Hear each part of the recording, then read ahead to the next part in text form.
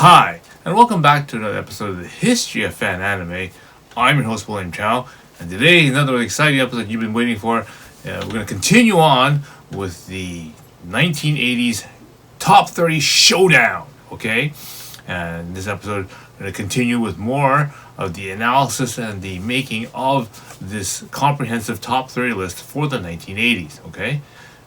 So, before I begin, I want to remind everyone to go down below, click like and subscribe, because it's going to take a few more episodes to go through all the titles there, and it's going to get pretty intense as the graph has shown in the past that there's more OVAs and movies now stuff near the end of the 80s, so it's going to get really challenging and tough to go through all the different OVAs. So definitely you want to make sure you are following those next episodes that are coming up. All right. So, and also. I've also made available the super thanks option. So if you really enjoy this particular episode or the series I'm doing, by all means you can thank me by hitting that button there and donating something towards the episode. Also, I do also have a subscription service available for the subscribers and supporters.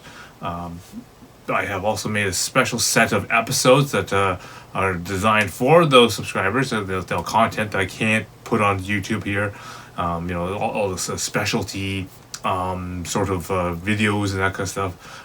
Those are all available to subscribers. Okay, so it might be something that you want to check out as well. There, links are below. Okay, but in today's episode, we're going to go into more analysis and this building of this top 30 list. Okay. So again, obviously it's going to take several episodes to do. I started basically from the 1980s, and we're going to work forward. And basically, as I work forward, I'm going to do comparisons of all the current episodes that are on the year, and going to go and basically see where they slot in, and if they have a place in the top 30 for the 1980s. Okay, so again. If you want to, I have the links below for the previous episodes, as well as all the episodes which I did to get all the information and all the analysis to build my entire table of all the animes that are significant from the 1980s. Again, links below. You can go and look at the entire grand database of episodes I have available for that. All right, so do check that out. Okay, so without further delay, let's get into some analysis and let's get into this top 30 showdown. Alright, so we bring up the chart, top 30 chart from the previous episode, and as you see, it's already almost all filled out. It took up till 1985 to fill out this form because of the big influx of OVAs from 1985. Now, 1986 is going to be much tougher.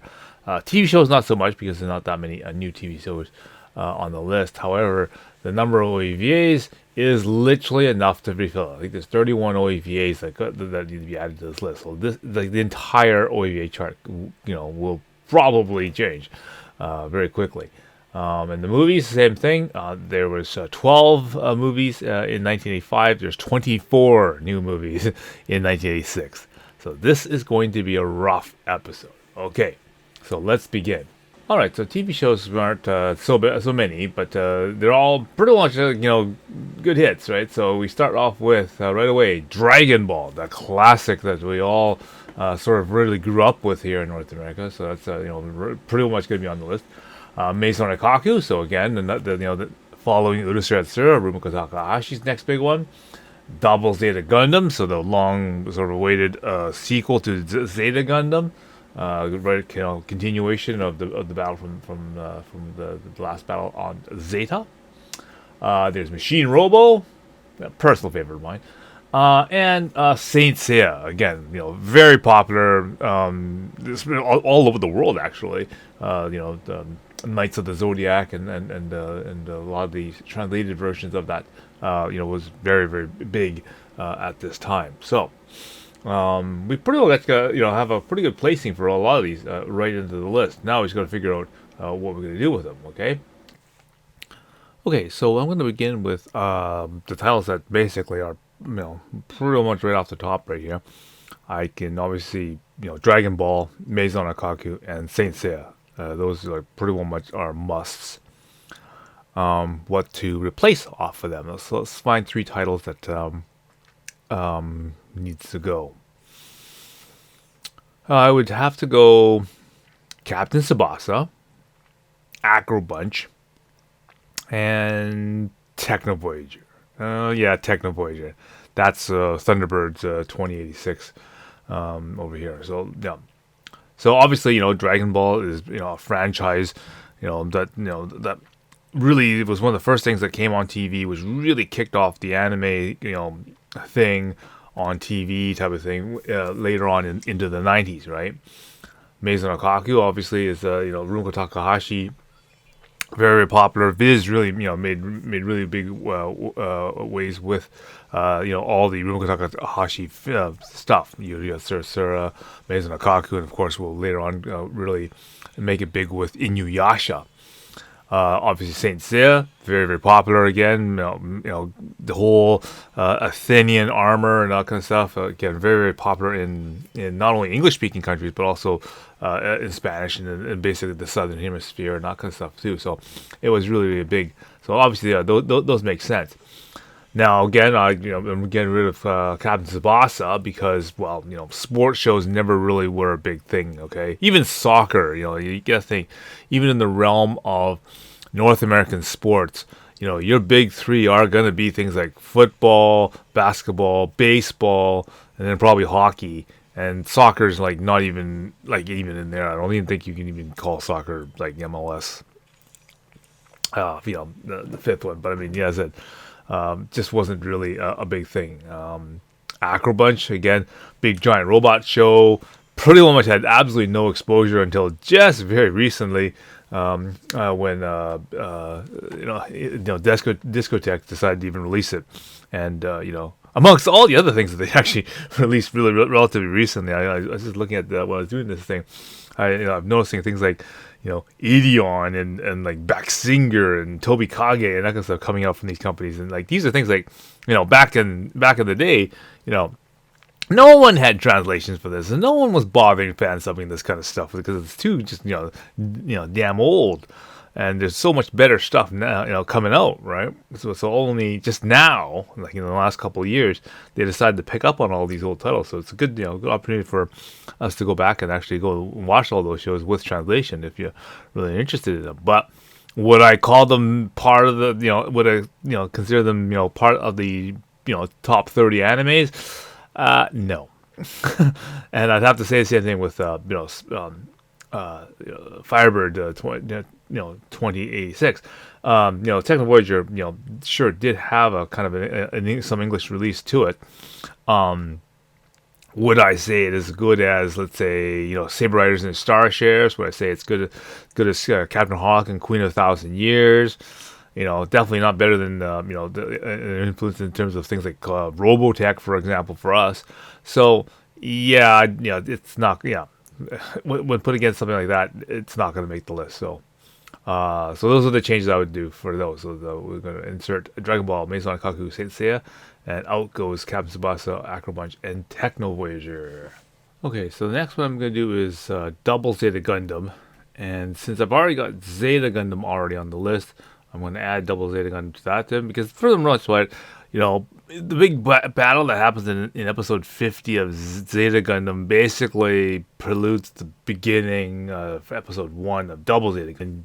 Judo finds the battle wreckage for Arzan Gable, right? So it's pretty much the same thing. So I'm going to combine that and those 2 series together into one entry for that series. So there.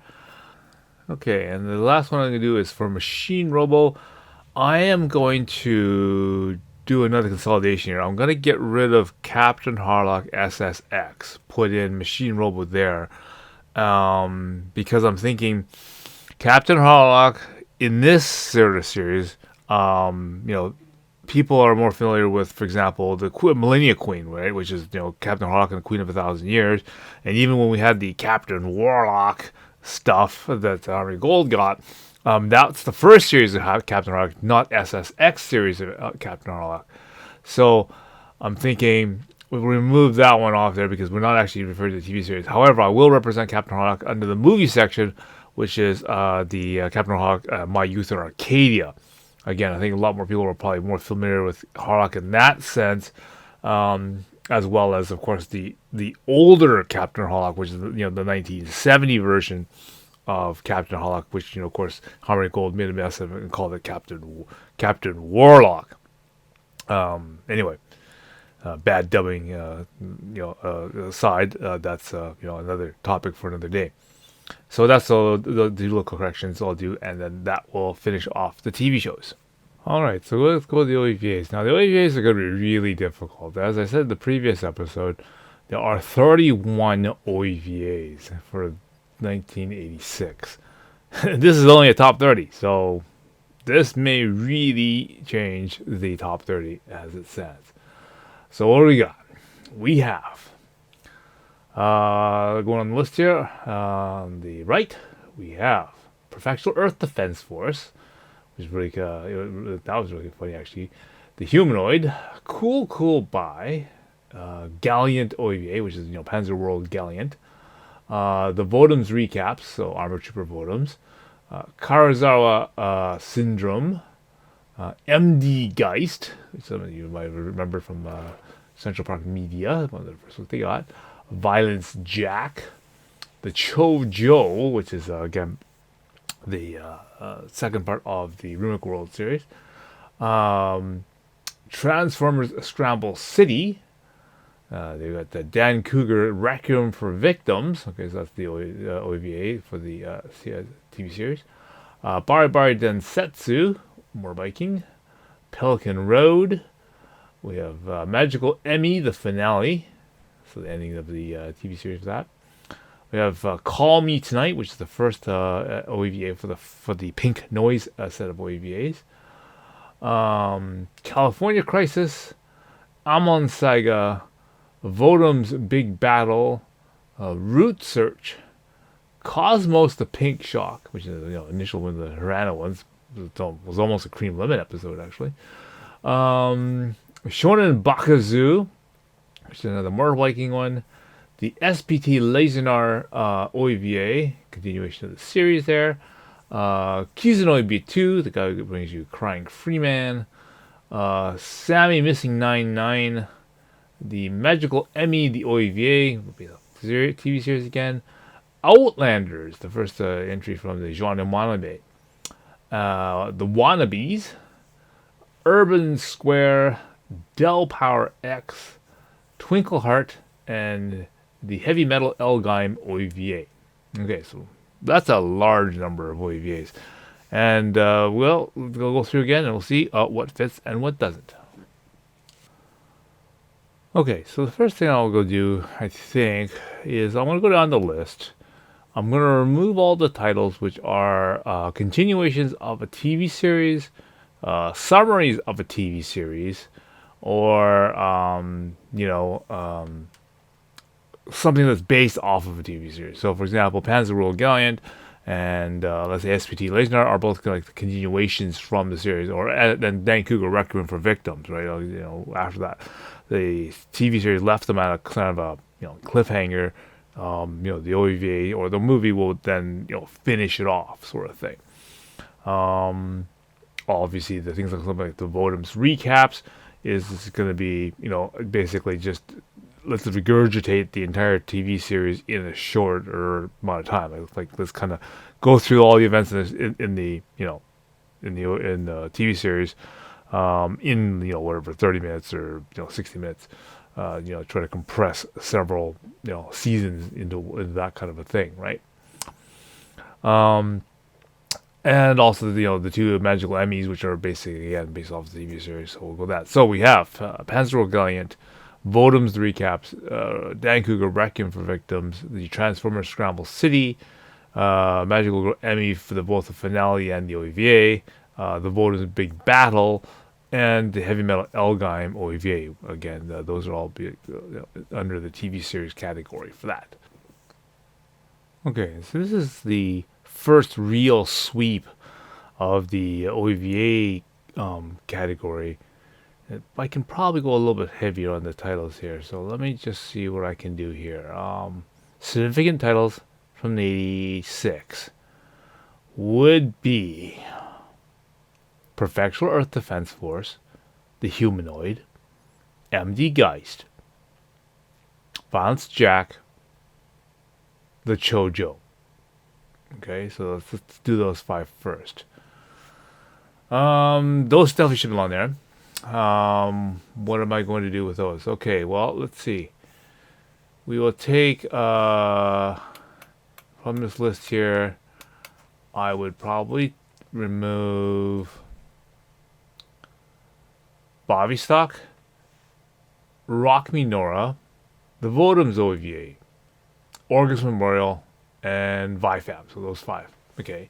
So again, no, the OVAs both for Votems and VIFAM are designed again based off of the TV series. So I don't really need to write them in the OVA column since Votems is already in the TV column, and so is VIFAB. It should already be in the TV series at one time. So let's eliminate those 2. Orgus Memorial obviously is a summary episode of Orgus, and Orgus is already in the TV series section. So there you go. There's straight Rock Me Nora, essentially a music video for the better part. And so, so that's can be eliminated.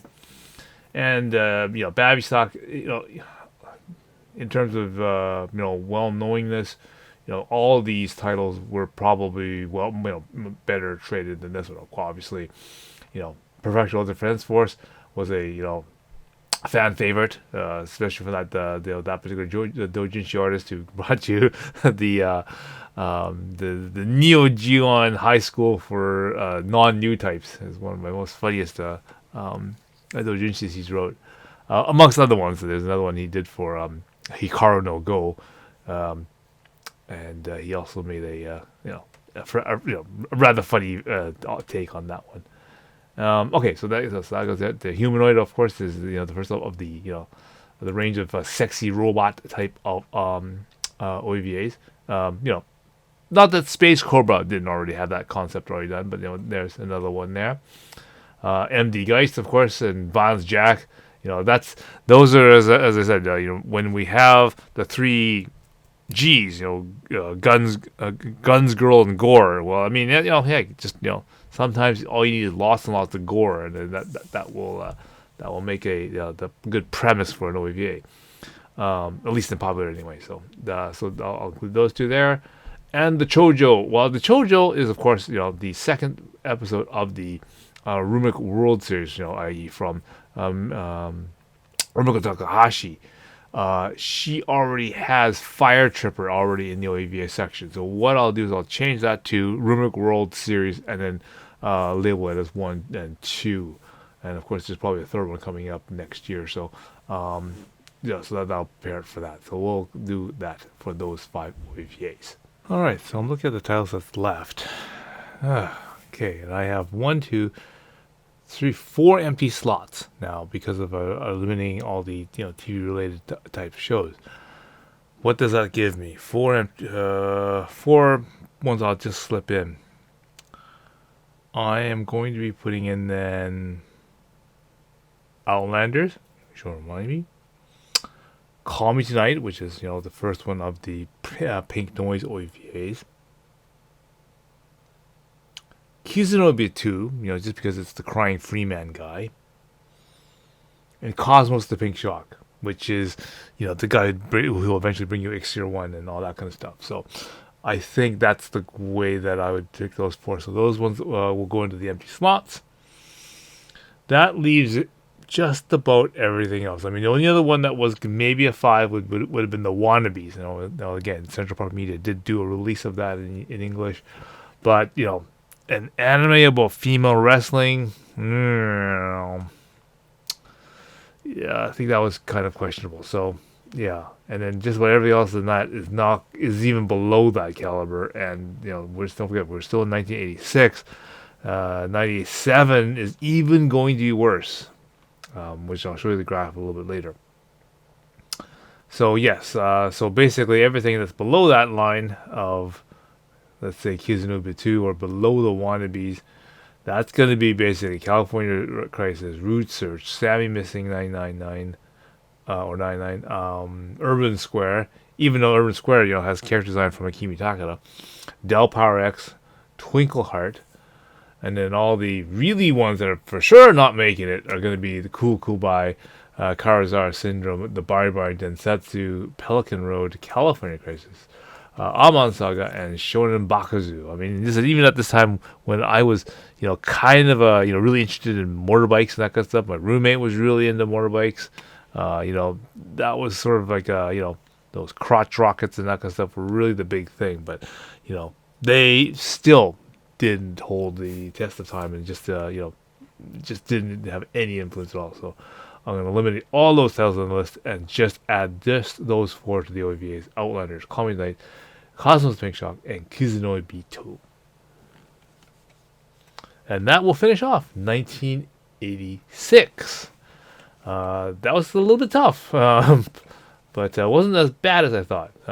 Maybe then, of course, we have to wait until next year, because even next year will be, I think, just as bad, if not worse. I'm going to pull up the graph again.